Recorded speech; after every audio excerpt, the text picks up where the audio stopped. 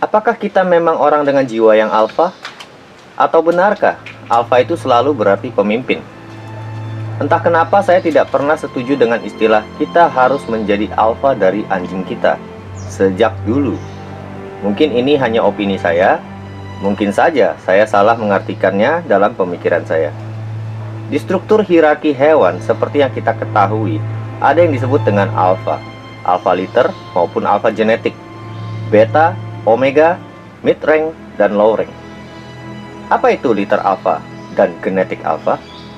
Saya bisa menyamakan hal ini seperti preman kampung dan preman besar atau mafia besar, di mana preman kampung akan tunduk di hadapan preman besar, sedangkan preman besar dengan segala cara dan kemampuannya akan bisa menundukkan preman kampung. Kecuali jika preman kampung tersebut memiliki jiwa genetik alfa, bukan tidak mungkin dia bisa menjadi seorang preman besar. Jika saya menganalogikannya, sebuah PEC itu adalah sebuah perusahaan, maka alfa adalah komisaris atau pemilik perusahaan, dominan dalam mengatur strategi dan menentukan keputusan, penentu kelangsungan hidup dari sebuah perusahaan. Beta adalah direktur yang ikut memberikan masukan dalam mengatur strategi, tapi belum tentu orang yang menentukan keputusan. Tapi yang jelas, merekalah yang menjalankan strategi dari sebuah keputusan yang sudah ditentukan tersebut.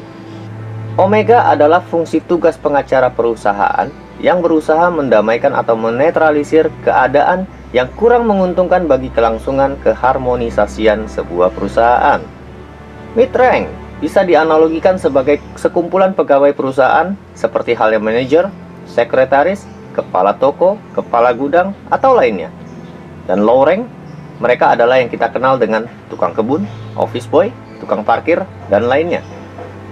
Tapi penganalogian ini tidak begitu saja bisa disamaratakan dalam struktur hierarki sebuah PEC pada kawanan hewan. Alfa dalam hierarki hewan lebih banyak mengandalkan power atau tingkat dominan dari karakter dan temperamennya untuk menundukkan kawanan lainnya. Sedangkan alfa dalam struktur hierarki sebuah perusahaan lebih mengandalkan kepintaran, kecerdasan, dan kemampuan dari cara berpikir untuk memimpin di samping power yang mereka miliki. Dalam hal ini kita sebut dengan finansial serta jabatan. Tidak jarang dari mereka yang menjadi alfa atau pemimpin sebuah perusahaan tidak selalu mengandalkan finansial untuk membawa mereka menjadi pucuk pimpinan.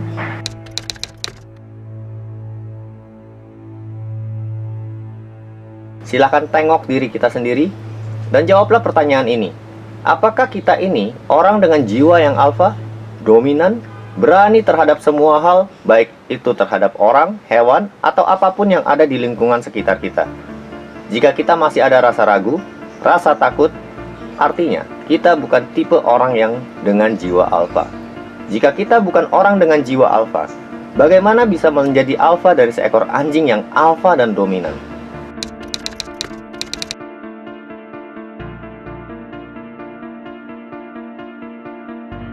Saya lebih suka menganggap diri saya ini sebagai seorang leader dari anjing saya daripada disebut alfa. Bagi saya, seorang leader yang baik secara tidak langsung sudah menunjukkan bahwa dirinya adalah alfa. Kenapa bisa begitu? Karena dia mampu memimpin kawanan yang sedang hidup dan beraktivitas bersama dia setiap harinya. Ya, walaupun ada alfa di dalamnya. Sedangkan alfa mungkin belum tentu bisa menjadi seorang leader dalam kawanannya.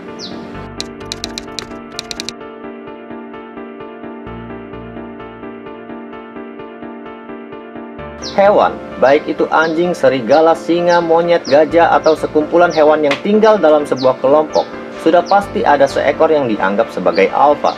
Dan kita pernah lihat bagaimana cara mereka saling mengintimidasi, mendominasi, dan saling menjatuhkan satu sama lain dalam hasrat untuk menjadi seorang alfa di kelompok tersebut, atau mungkin di kelompok lain. Tentu dengan cara fight.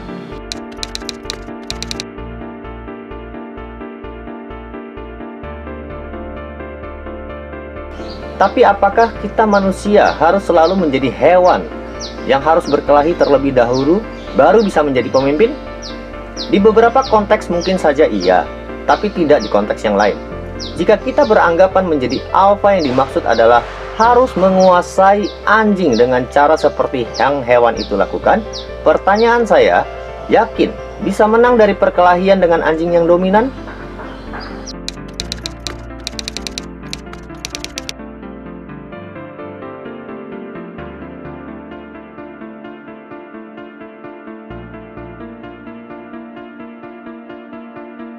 Seperti analogi lain yang mungkin saya bisa ambil contoh, di dalam struktur hierarki sebuah instansi yang menjunjung nilai-nilai hierarki misalnya, tentu alfa dari mereka adalah para komandannya. Namanya manusia, tentu tidak luput dari kesalahan dan kekurangan. Banyak manusia yang memiliki jabatan kepemimpinan yang tinggi, tapi belum tentu seorang leader yang baik. Jika banyak strategi dan keputusan yang dia perbuat justru merugikan kelompoknya, yang akan terjadi tentu saja pergeseran jabatan atau bahkan diberhentikan dari jabatan yang dia pegang.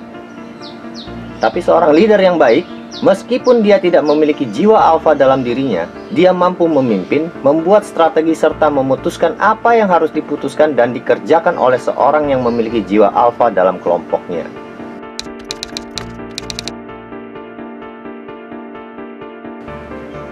Jadi saya tidak perlu memaksakan diri saya untuk menjadi alfa dari anjing saya, yang mungkin mereka adalah alfa yang dimaksud itu sendiri. Karena saya tahu, di saat terjadi konflik dengannya, belum tentu saya bisa menang dari dia.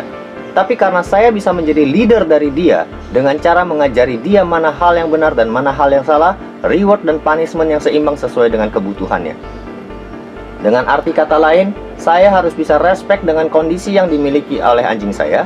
Begitu juga anjing harus diajari dan belajar respect terhadap saya sebagai leadernya. Itulah opini dan alasan saya kenapa saya lebih suka menggunakan kalimat menjadi leader dari anjing saya daripada menjadi alpha dari anjing saya. Saya Kenny Rao dari channel Black Face Club. Silahkan subscribe, like, share, dan komen jika channel ini bermanfaat bagi kita semua.